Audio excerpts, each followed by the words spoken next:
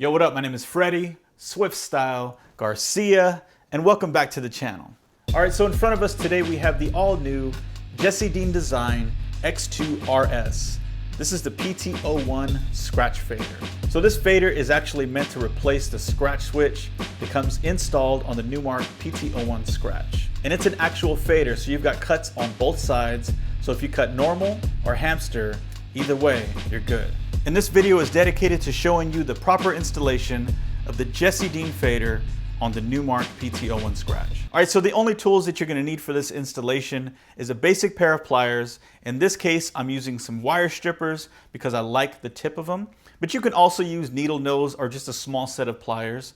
And the second tool you'll need is a basic Phillips screwdriver.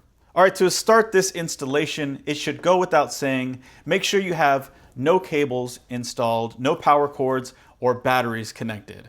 So first things first, we need to remove the original PT-01 scratch switch. So let's open this up. I'm gonna put it to the side for now. Removing this switch is very easy. Obviously, we're gonna pull the fader cap and then you just remove the outer screws. There's a cable inside, you'll need to disconnect that and it just pulls right apart, just like that. All right, so now that we've got that removed, let's go ahead and put the lid back on. We're gonna flip this over. Now, as you can see, I put that lid back on just so I don't damage the platter or the tone arm. All right, so now we're gonna remove the 8 Phillips head screws in order to get this bottom plate off.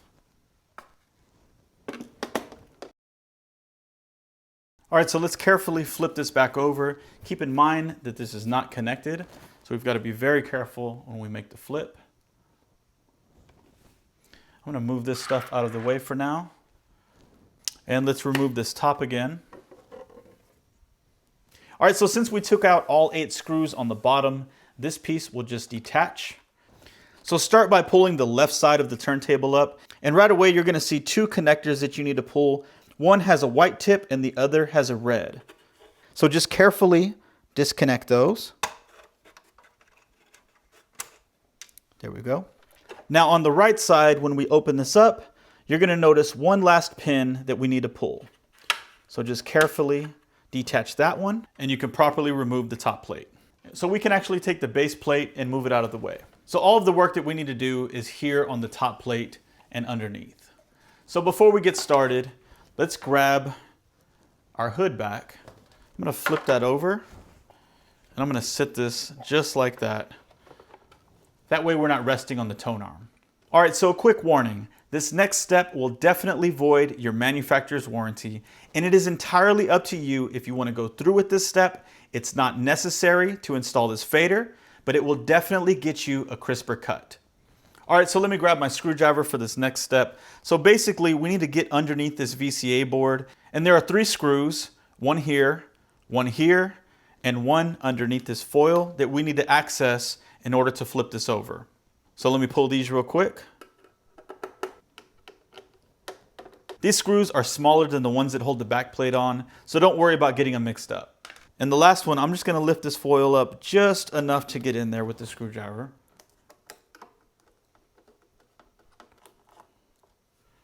All right, so you'll see some of the hot glue that they use just to brace these wires down. I'm gonna just take this first piece off using my little wire cutters. Now our cable should move a little bit more freely. There we go. All right, so what we're gonna be doing on the bottom end of this VCA board is actually removing one of these capacitors. That capacitor is C513. It is right here. If you're looking at it from this direction, you can use these as a guide marker. And if you look closely, you can see that it is labeled C513. So basically, this specific capacitor creates a certain slope in the volume that's dedicated to the PT-01 scratch switch. But not to worry, the Jesse Dean fader has a capacitor on board to make up for the one we're pulling. And like I mentioned earlier, and keep in mind, pulling this capacitor will definitely void your warranty, but you're gonna get a lot crisper cut out of the new fader. Now this is not necessary, but it definitely helps. All right, so now that we have that capacitor pulled, we can flip this VCA board back over and put it back in its original position. All right, so I've got my screws and my Phillips screwdriver. Let's go ahead and put this board back on. Now, while attaching this board back on, you want to make sure that you're extremely careful not to over tighten. And there's a guide marker for each one of the screws.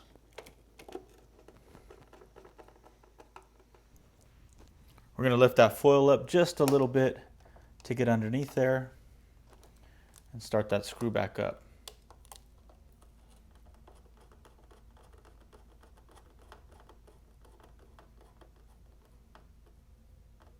All right, so now it's time to move on over to the actual scratch switch. Now we're going to start by removing this scratch switch base plate. Just take your Phillips and pull it right out. That piece will come right out. Now let's take our Jesse Dean fader and prep it. So we're going to start by removing that fader cap. And you're going to take off this base plate here with the 2 screws. Put those screws to the side. You will need them again. Let's remove this piece. So here's a closer look at the actual fader. All right, so real quick, I want to make sure this fits. I'm going to take this top screw mount and fit it right underneath this lip. And I should be able to place that down to where the screws are flush. Now that seems to be a pretty good fit for me.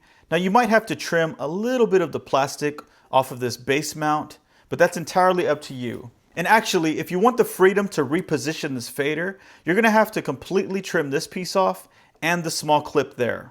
Let me move some of these cables to the side real quick. So while it's flipped over, we can go ahead and hook up the actual fader. You're going to use the exact same connection that was on the PT-01 scratch switch.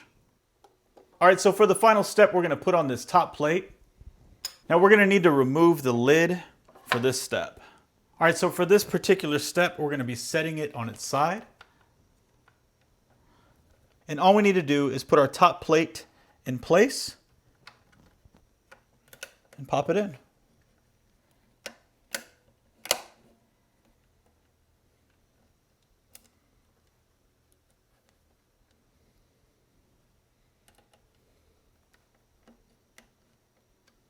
All right, so I've got the top screw started. Let me go ahead and go to the next.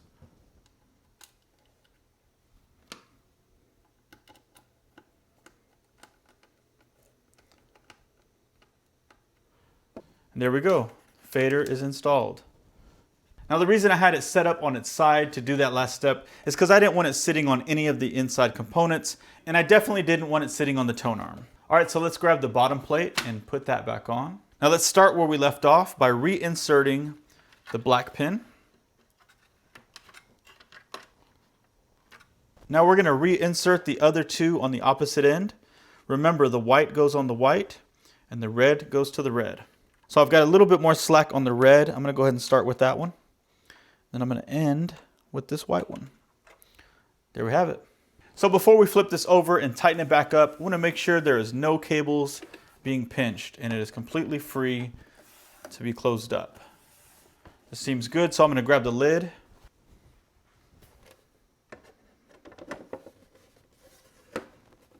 Let's flip this over and put our screws back in.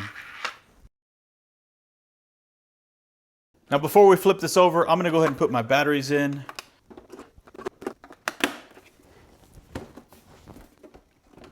Let's have a look.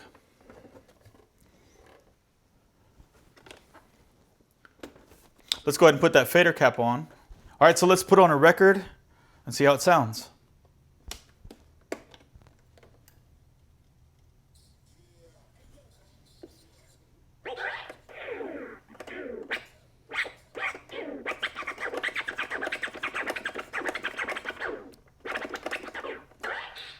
Wow. Yeah, so you know what? Let's hook up some audio and give it a real test.